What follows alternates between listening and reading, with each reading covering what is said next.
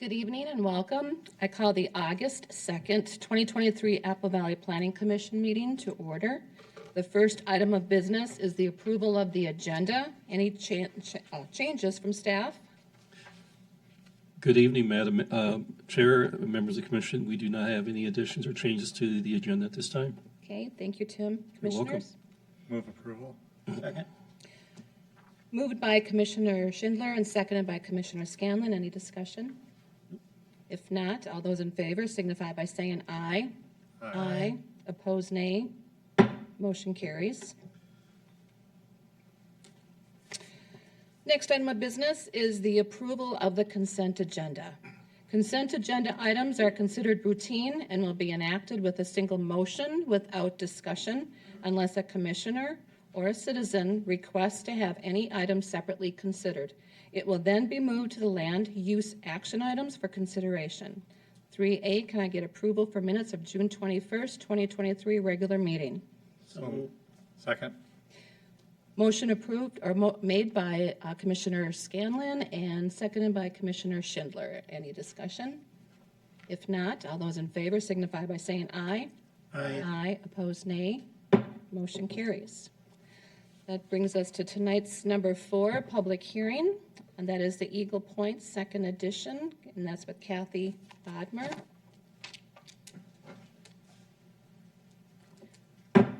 We will now open the public hearing for Agenda 4A. The affidavit of publication for the notice of public hearing is available for inspection in the Planning Department. Everyone wishing to speak at this public hearing should be sure to fill out the attendance roster with their names and their addresses so that accurate records can be maintained. We will begin the procedure with a brief presentation by city staff, followed by a presentation by the petitioner of the hearing. Upon the conclusion of the presentation, city staff will be asked to comment on the proposal's conformance with pertinent regulations and policies. After that, comments will be taken from the general public. Please come to the podium to speak and address all comments and questions to the chair. Hi, Kathy. Good evening. Hello, Madam Chair, Planning Commissioners.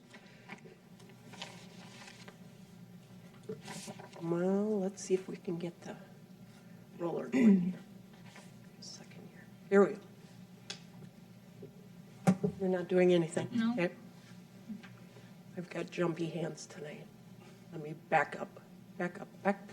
Well, wrong direction. Hello.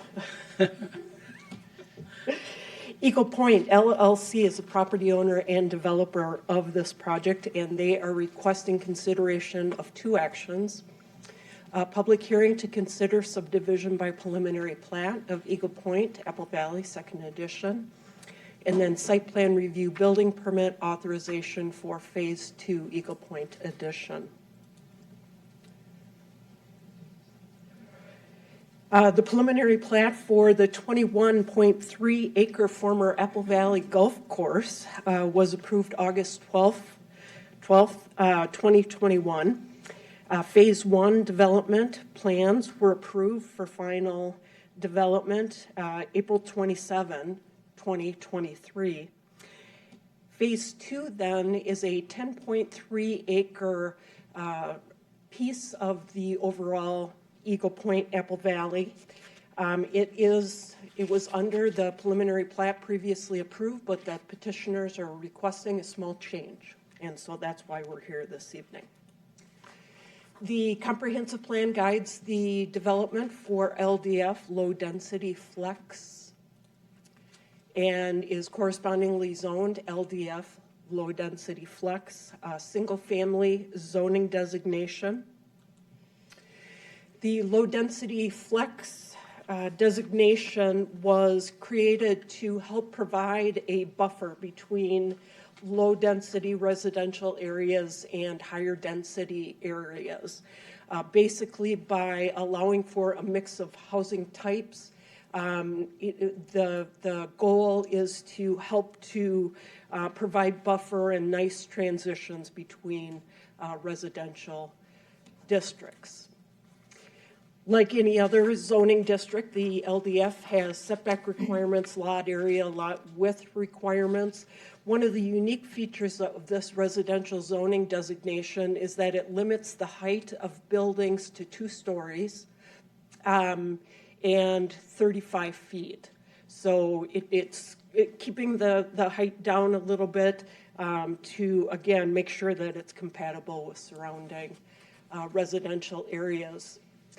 Phase 1 is underway right now, under development. Private streets, utilities, and so forth are being installed. And building permits are in for review and should be issued soon if they haven't started yet. So we know the developers are anxious and they're excited to get moving forward. When the overall Eagle Point Apple Valley development was approved, there was some outstanding kind of design issues that were going on that needed to be kind of hammered out. The developer was ready to get moving on half of the development, but not all of it. And so what they did is they designed the development without a 3-unit building on the south side. It was outside of the ponding areas. This allowed for them to create the ponding and the utility connections that were needed. What they've done now is, now that the ponds are designed, they know how much room is available. They're requesting that the city consider allowing them to add a 3-unit building. So this is a copy of the preliminary plat. In total, 27 units were approved, combination detached villas and attached townhomes. And the 3-unit building would bring the unit count up to 30. No other change to the layout, street configuration, anything else. So the primary piece of this request is just adding that 3-unit building. Site plan, similarly, the 30 units in total with the 3-unit additional building. Again, no change to the overall layout. There are a couple of items that will need to be addressed, and we'll talk about those more toward the end. With the addition of the 3-unit building, additional visitor parking is needed, so we've got some refinements that would need to be made if this moved forward. And again, no change then to the number of villas. They stay the same at 11, and then the number of townhomes goes from 16 to 19.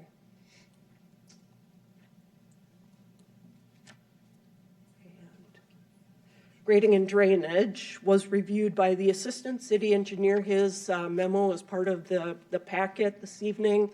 No significant outstanding issues at this time. Same with utilities. Those have been reviewed consistent with what was previously approved.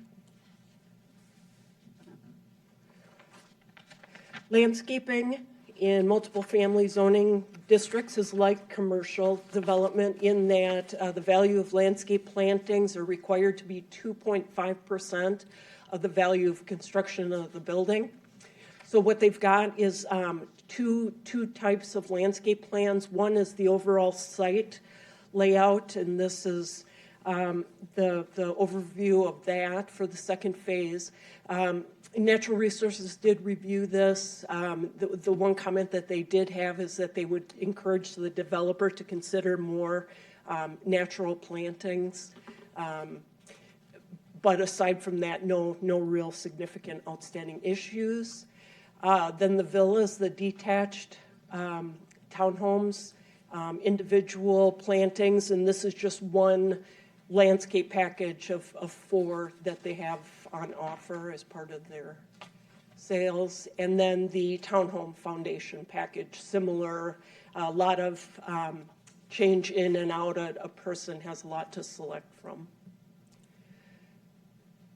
So moving on then to the elevation drawings. The elevations help to show the exterior design of the buildings. One of the things that we will need to do is to confirm the height of the buildings. There's no math that helps us to make sure that it doesn't exceed the 35 feet. So that's just something that we'll look for. So kind of a minor detail. Exterior building materials are mostly LP siding, so lap siding, and then different styles of LP. They're showing board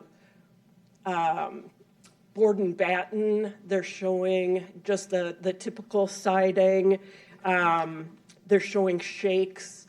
So a variety of styles on offer for the buyers.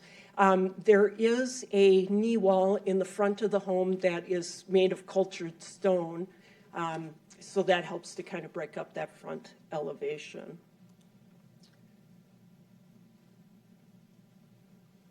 Let's see if we can get this thing to go. Come on. There we go. Side and rear elevations are similar. Primarily the LP, the lap siding is the style that's used here, not a lot of variety or breakup here. And then with the townhomes, here again, all LP products, but kind of in varying designs. And again, they do have the stone treatment in the front of the units, the front elevation, but not carrying it through to the side or the back. Oop. So, summary of issues. A few minor outstanding items yet to be discussed. Number of visitor parking spaces needs to be increased from 12 to 15. Visitor parking spaces are currently 18 feet, need another 6 inches on those. No big deal. Height of the villas needs to be verified. Right now it looks like they're in the 30-foot, maybe 32. I don't think they exceed the 35, but we will need verification for that. And then last, the petitioners are requesting a variance from the exterior building materials requirement for buildings 12 through 16 from 155346, and I'll go through that real briefly here. So in the code 155346, the exterior building elevations, the city code requires that multiple residential buildings adjacent to R zones or occupied M zones shall have a vertical exposed exterior finish of at least 50% non-combustible, non-degradable, and maintenance-free construction material, such as face brick or natural stone. So this is a requirement that we've had for many, many years, and what it does is for, again, transition of neighborhoods, for view as you drive around the neighborhood. It just helps to kind of break up the appearance of the buildings. But I should note that it does state at the end, with the balance being a non-manufactured natural construction material such as plank, cedar, or redwood, which we haven't seen in many, many years. So the petitioner is pushing back a little bit, concerned about, well, what is it you guys are really trying to go for? Are you going for fireproof? Are you going for brick? What's your goal? So we need to spend a little bit more time and kind of review this and look at it. But what ends up happening is one of the 4-unit buildings meets the criteria for needing this treatment. And the petitioner is asking for consideration to not have to do that. And again, the townhomes, that front facade, they do show that the knee wall in the front, but then the sides and the rear don't have that treatment. So that's something that we'll need to discuss in more detail. So with that, Madam Chair, staff is recommending opening the public hearing, receiving comments, and closing the public hearing And I'd be happy to stand for questions if there are any.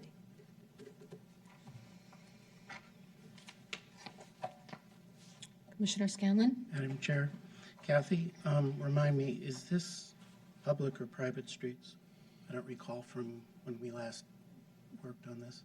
Internal is private. These are private. Yep. So as a private street, how are those set up for parking on the street? Are they just, they're not designed for street parking, are they? That's correct. So the street width is 28 feet face to face. And what the city engineer and the city planner at the time reviewed and considered was not allowing on-street parking at all because of the width of the street and the fact that there's one access point into the development. So the only visitor parking that's available is driveways and then these parking islands, the break-off areas. There's like 3 of them currently. Yeah. I counted 12 total. Yeah. So we just need one more grouping. I just know living in a newer neighborhood where there's parking on one side of the street, we have parking on one side, and that it becomes an issue. All you have to have is one person having a party or something, and there's not, people aren't following the parking rules, and then egress for emergency, fire, so forth, becomes very difficult. So having those extra parking spots, it's going to be important. Figure those out. Then moving on, I guess I'm a little, what is missing from the combustible materials on those, was it 12 through 16 units on the end? Yeah. Concern? Basically, the way that we have interpreted this, oops, am I going the wrong direction? I might be. Villa, landscape, utilities, so who's driving? Is we would like to see this treatment repeated along the side and the back of the building, the knee wall. Okay. The petitioner is here this evening so he could speak to more of their concern. It would be different since it's the only building out there that would have that treatment.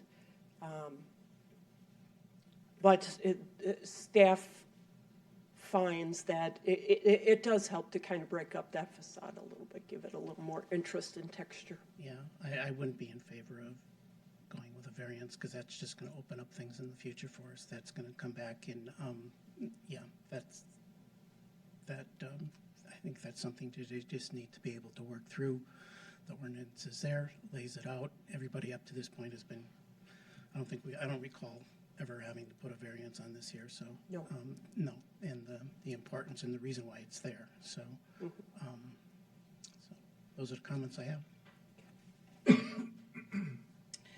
Kathy, I have a few. Sure. First of all, why am I thinking porches? Didn't we discuss that before with something with a seating arrangement in the front or something? Or was that in phase 1 or something?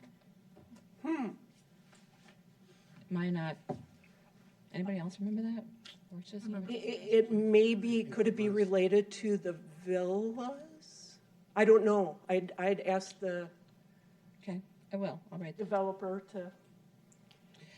And I think it's very important to verify the height. You know, I mean, I don't think that's likely. I think that's an important thing because that's kind of our big discussion we had was the height of the low and density and everything. And then I'm going to hit on adding 3 more. Can we discuss that? Yeah, yes, absolutely. I'm not for it. I think that we've already been there, done that. That ship has sailed as far as I'm concerned, right? I mean, I hate to open up that can of worm again, to start going through this all again. To me, this is a done, sealed deal. It's my opinion, but should have been figured out before it was brought to us the first time is my thing on it. Okay. Anybody else? I would like to make the comment, which I haven't yet. Overall, the number of units for the whole development goes from 77 to 80. And that brings the density from 4.0 units an acre to 4.2. So it's still pretty low in that 3 to 8 units an acre. And I respect that. I guess I'm just looking at the resident side of it, of how they, we kind of came up with this to please everybody and stuff. And to me now, we're kind of adding some things that to me wasn't fair to the residents to bring that up now since the beginning of it. Okay. Should have been brought it up to the beginning is my thing. Okay. Commissioner Sandell? Madam Chair, Kathy, I think I echo some similar concerns. I joined the commission right at the very beginning or right at the end of this being approved. So I might not have all the right memories of this, but I don't remember being told that there was a phase 1 and then a phase 2 coming later on. And so it almost feels like a little bit of a bait and switch type of a thing to me, where it's like, yeah, this is what we said, and now all of a sudden we're going to add in these 3 more. And I understand within the zoning it's allowed and it's still in the right numbers. I think my other concern with it is walking around in that area. One of the things I love about that area is that you can't see all the townhomes very easily that are in that area because everything is kind of set back and it's all, and these ones are kind of coming even closer. And I know that there are some that are closer, so it's not entirely, but it just feels like kind of adding even more closer to the streets. So just my thoughts. Okay. Thank you. Commissioner Scanlon? Madam Chair, Kathy, on the topic of these 3 units, and I know when we looked at this previously, the specific configuration of the drainage pond wasn't configured at that time, but what were we looking at this space? What was this designated or showed at previously? These 3 units Just are. open space. Let me see if I can get to that. Nope, backwards, I'm sorry. Don't ask me to drive. So I don't have a site plan, I apologize, but it's No, it's that's mostly fine. just an open space. I'm hearing with Madam Chair was talking too, and I look at this also that, with going to my concern with parking, that especially when you start looking at some of the units like 55, 6, 7, you look at some of these units or any of those in between the parking areas, there's no easy parking access to those. Not that putting it at the end is going to resolve that problem either, but okay. Thank you, Kathy. Commissioner Schindler, any comments? Madam Chair, would there be, is that still, the distance from 140th is still appropriate? Yes, yep, it still meets the setback requirements. I don't like when stuff's added at the last minute, kind of like this type of a thing. I guess I'm wondering why that wasn't planned on the front end. But I mean, it's because it's pretty much set up the same way. But Yeah, and we can bring back information on that, kind of the timing. I know that the city worked with the developer on the design of some of that ponding because some city water uses those ponding areas. So, but we can ask the city engineer to give more information when we come back. Yeah, because I don't see any change from the previous one either, that the water isn't around there or whatever, so I guess I'm wondering why it wasn't put on the first one also, so. Anyone else? Okay, would the applicant like to speak?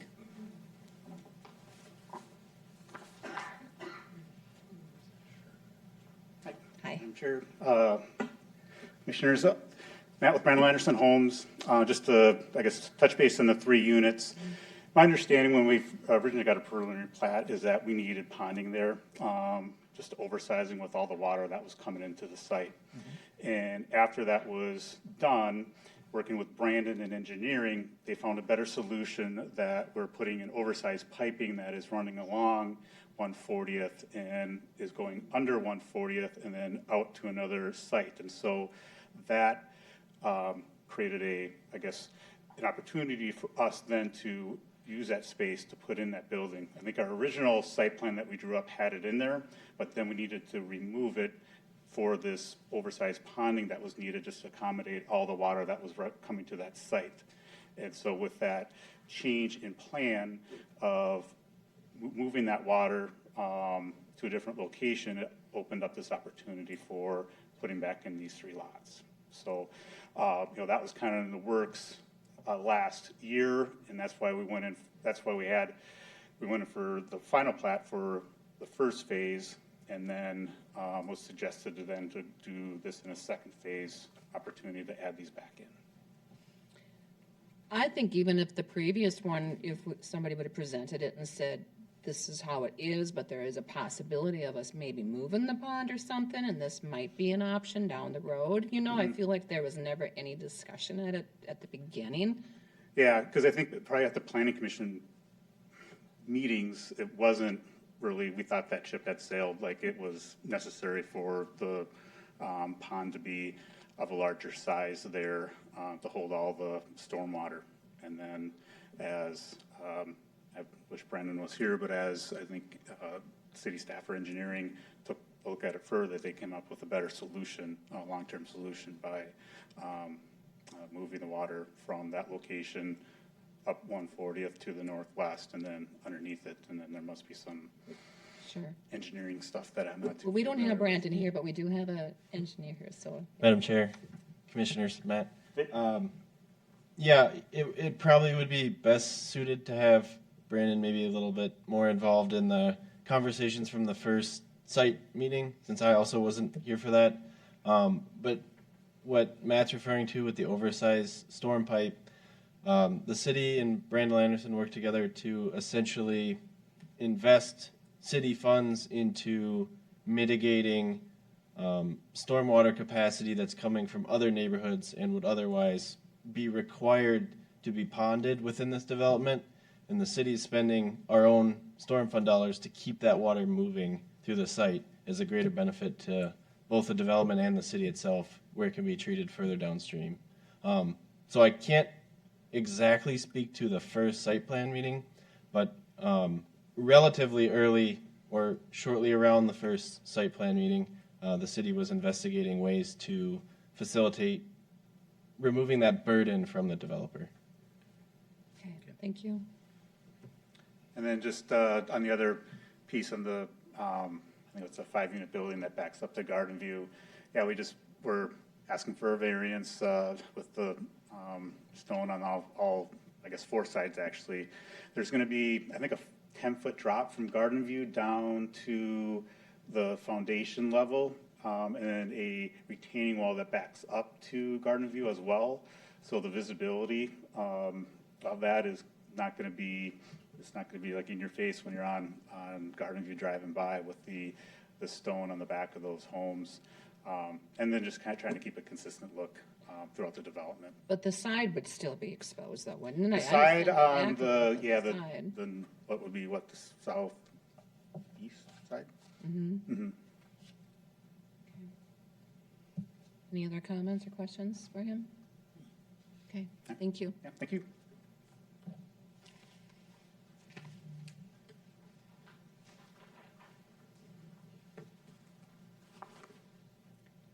I'll go to the audience, I think. Yeah. Okay. Okay, would anybody like to come up or? Go ahead. Thank you, Madam Chair and Planning Commission. My name is Carol Elfstrom, and our home is at 8580 136 Court. So we back up directly to that hilltop where we're talking about. Just wanted to thank you for the opportunity to speak. I guess my first thought, just as a neighbor in the area, is my preference would be no, only because we did go through all of this and discussed how the site would end up, and I thought came to a good conclusion. I certainly understand the opportunity that's here from the builder's perspective, and I don't disagree with that, but from a neighborhood perspective, it would seem like, given the new solution the city found to better handle the water, and that's being handled by the city on all of our behalf, that maybe for the neighbors we could preserve the more open look of not having one more building that close to 140th. It does really change kind of the look of the whole project from a neighborhood perspective. So just wanted to share those comments. Okay, thanks, Kathy. Anyone else?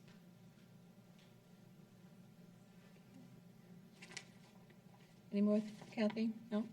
Okay. I was going to ask Kathy one question. I think Commissioner Scanlon would like to ask you a question, Kathy.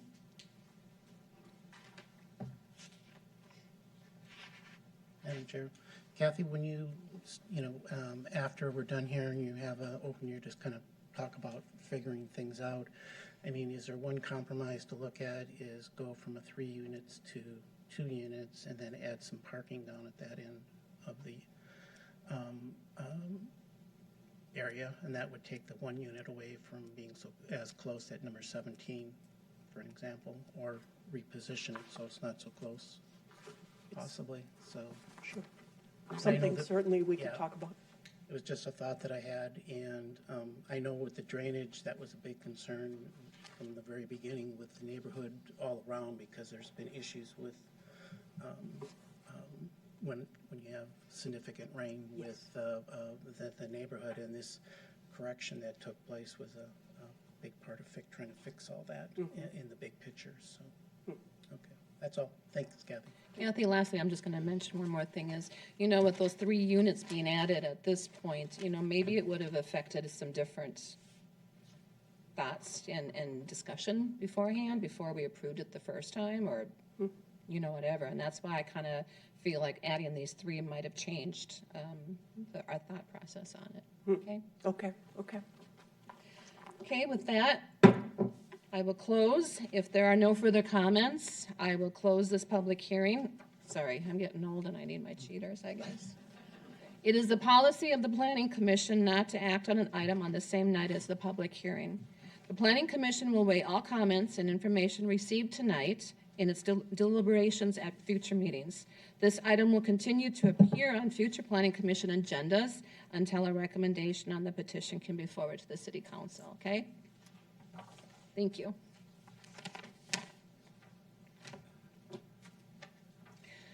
Brings us to number 5, land use and action items. It's the northeast corner of Gossamer Way and 138th Street West setback variance. And we welcome Alex Sharp.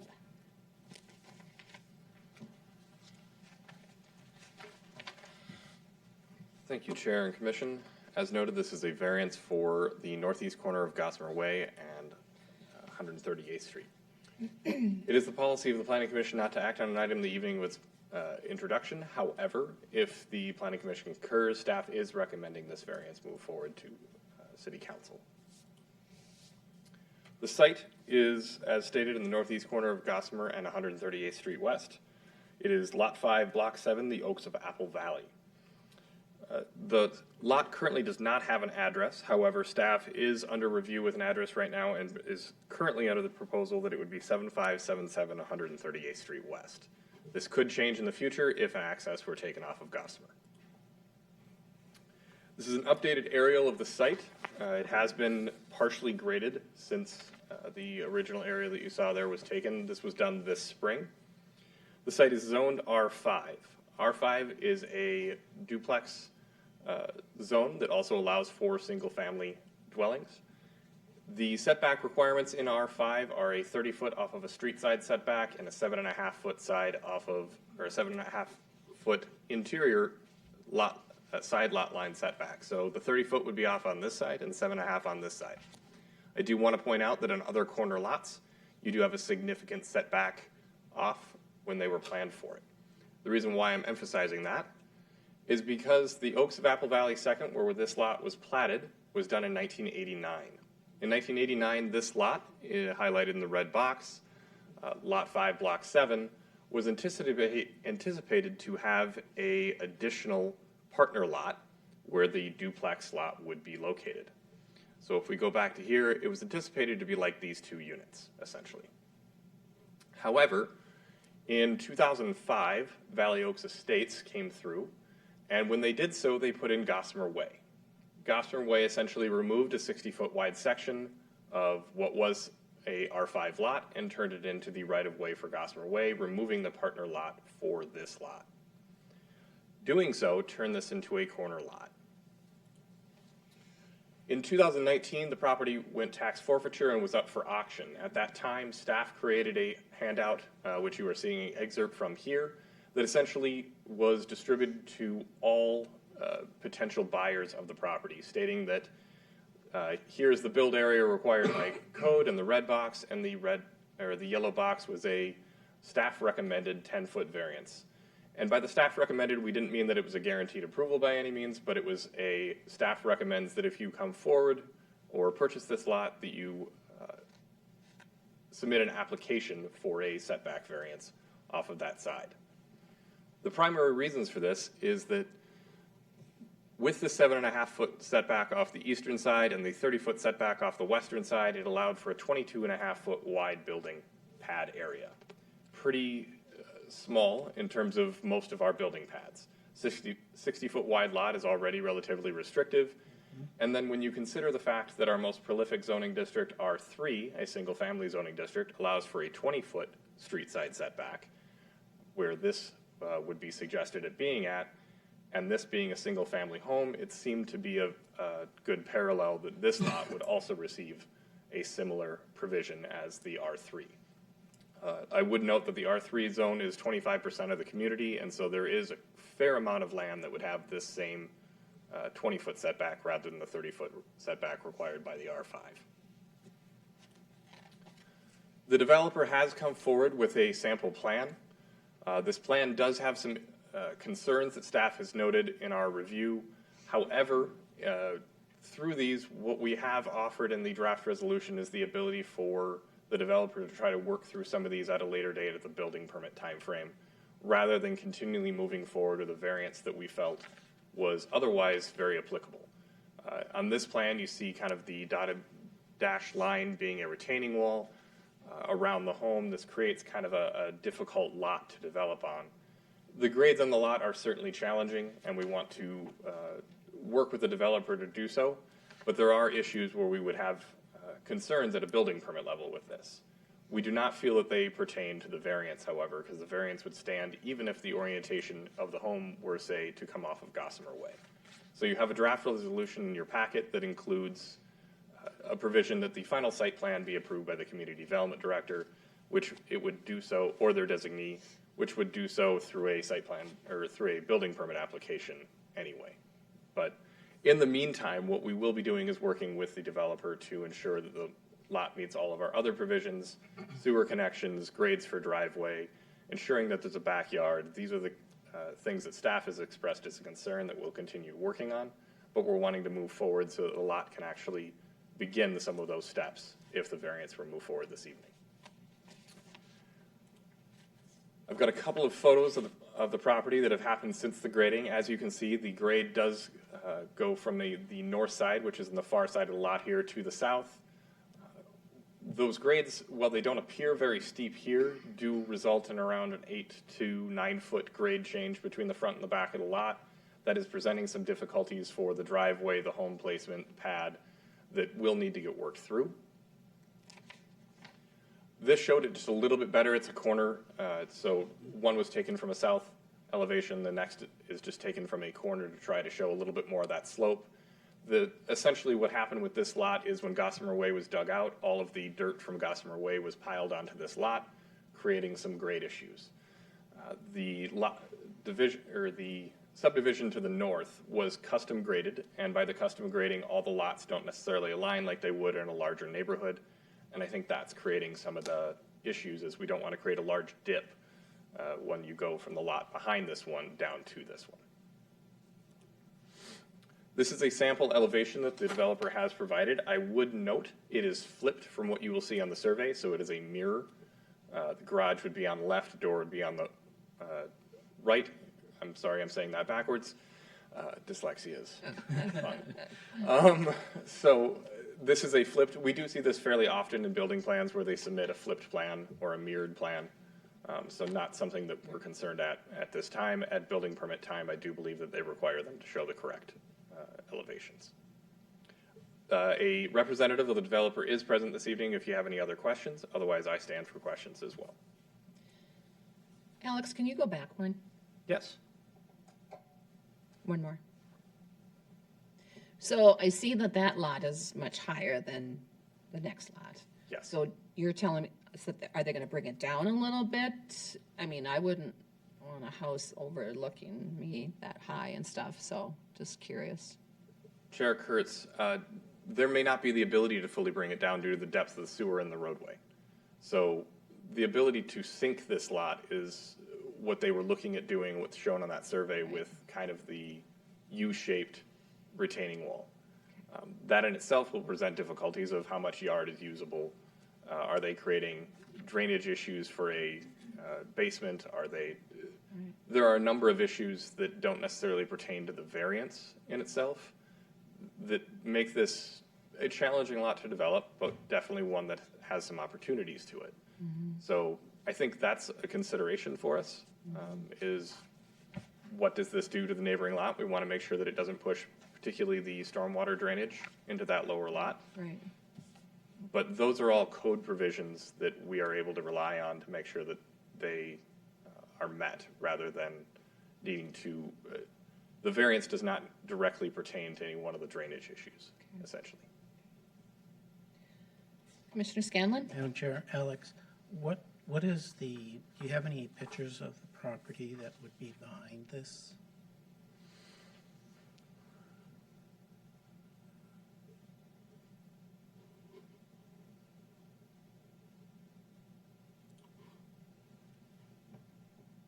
Trying to find presentation mode, one moment.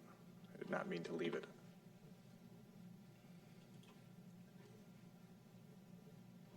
So this is kind of the best that I'm able to do at this time. Okay, so as you've mentioned, is there any type of retaining wall or anything there now? There is not. It just blends in or sits above the current Chair lot? Kurtz, Commissioner Scanlon, there's not, let's see if I can actually go to the survey. So essentially what the lots do, Chair Kurtz, Commissioner Scanlon, is they go down for a brief time to elevation of 1,005 and then back up to 1,008 and then back down to 1,006, showing the mound that I'd referred to. Much of that mound has been already removed. Right. A significant portion of that mound has already been removed on the site. So there are grading concerns with the site and how it aligns with the next lot. All of which really aren't part of our discussion tonight. They're correct. It's just mainly allowing for the setback or the variance in the setback. Like you said, there's a number of challenges here that are kind of outside our scope that we're not. Chair Kurtz, Commissioner Scanlon, the question comes down to, do they relate directly to that 10-foot setback variance, or would that 10-foot setback variance be affected by those grades? And staff's recommendation is, because the lot is constrained without those grades, and those constraints aren't created by those constraints aren't being created by the grades, that they are essentially two separate issues. As far as the setback, I'm not overly concerned with that. It's just as you've mentioned yourself, the city has already had a concern with this U-shaped wall system to make a pad for the house to sit on and what that means for the neighboring properties. And like you said, there are some significant challenges into developing this. Last and finally, is there a preference from the city's perspective on how this is developed from the front of the house, being a quarter lot? Chair Kurtz, Commissioner Scanlon, the front by code is off of 138th. I believe engineering has looked at trying to orient the home potentially off of Gossamer up in this direction. With this lot, there's always going to be some conflicting pieces. The desire to create a yard is always present within planning.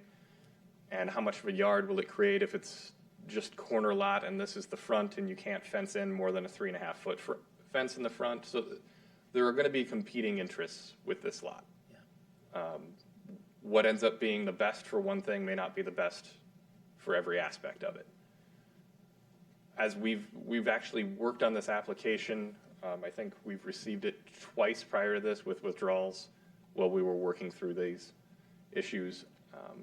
At this time, staff's recommendation comes from, if we grant the variance, perhaps we can start working on some of these other issues and remove them piece by piece. Yeah, okay. Thank you. No? Okay. He asked my last question. Commissioner Sandal. Madam Chair, Alex, this is more just to give me understanding. What's the purpose of the setback? Is it sightlines? Is it consistency in the neighborhood? Chair Kurtz, Commissioner Sandhall, with a typical street side setback, it's the combination of sight lines, but those are generally already taken care of. It's usually because your yard is diminished by having two streets on either side of it, so your privacy. So it's about a character of a neighborhood piece. So usually if you look in any neighborhood, the corner lot is almost always the largest. And that's because they are limited in a number of different ways, where your fence can be, the sightline triangles. Even the setbacks for your structures are greater to allow for your home to not be in close proximity to the street. So even when you look at the other lot in this neighborhood that has that significant setback, they're actually set back farther than the 30 feet. They're set at around 35, but that's also off of Cedar. Land is essentially used as a buffer from the busy roadway and public access area where most have an interior lot. So it's as much about character in some ways as it is about sightline triangles and safety. The safety aspect could be established with a smaller setback, but do you end up with a lot that's not as attractive as, say, an interior lot because it's got reduced privacy? Sure. Okay, thank you. And then I appreciated your further explanation of where the driveway would go, because my initial thought was, of course, you would want it off of Gossamer Way. It's less busy, but I'll let you all work through all those issues. Thank you. Okay. Would the applicant like to speak? I don't have too much to add. Not too much to add? Does anybody have any questions for him that would be additional? Hi, my name is Tony Brown, and I got asked to come down here to, the other guys are out of town. So I got the one that got elected to do it, I guess, but Through the short stick. I'm the actual builder that's gonna build this structure. Okay. And that house, I do have the correct plan with me too, in full size if somebody wanted to see it, with the garage right. We put a lot of thought into trying to figure out how can we adapt the house to fit the site the best and minimize. And I had suggested in my discussions with the surveyor, experienced civil engineer surveyor here, this Pioneer Engineering, Pete, if we raise the top of the foundation of the house, it's going to enable us to diminish the height of that retaining wall too. And most of the retaining wall, that height is just on the back side, and it will taper down as you go to the front. But we can drop it a foot probably by raising the height of the foundation. The garage slab's got to stay where it is, so we don't, we can't sink it any further. And I did have a discussion. One thing I want to add is the neighbor to the right, he's got a retaining wall and fence that's actually over the property line.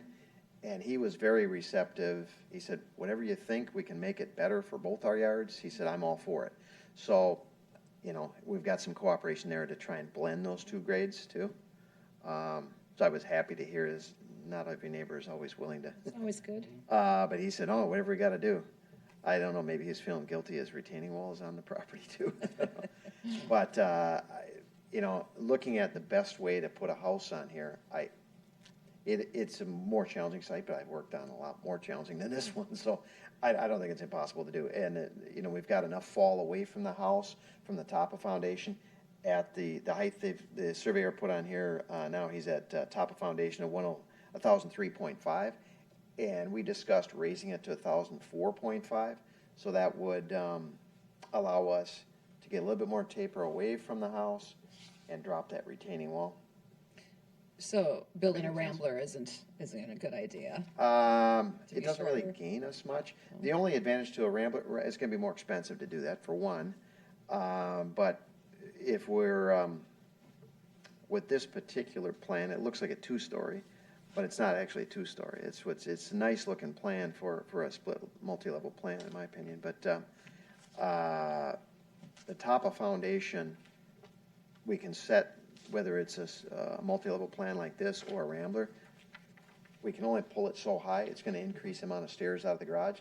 We have a little bit bigger, a little bit wider garage, so we can put some risers in the garage, but pulling it more than what we've got now is gonna make it undesirable. So a rambler isn't gonna fit any better. Okay. You still gotta get in the garage somehow, and you can only set your garage slab so high above the street, or you're gonna be too high, your driveway slope would be too much. So we have it as high as we'd be comfortable trying to do in terms of the driveway slab. So then it's just a matter of changing the top of the foundation of the house. So a rambler going deeper isn't really gonna do much for us. Thank you. Anybody else? Questions? Thank you for your Okay, time. yeah, thanks. What is the pleasure of the commissioners on? Do you have more questions for Alex? Anybody?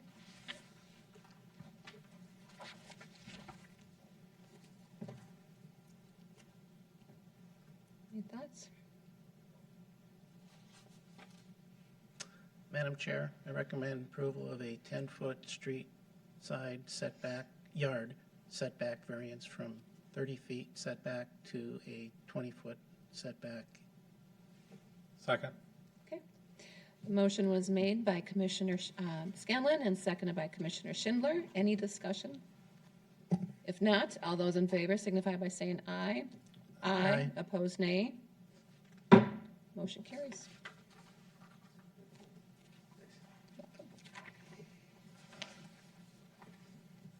That brings us to other business and Mr. Tim Benetti.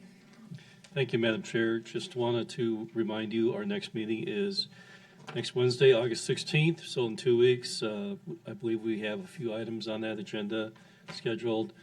The following meeting will be on September 6th, 2023. Our council meetings are August 10th and 24th respectively.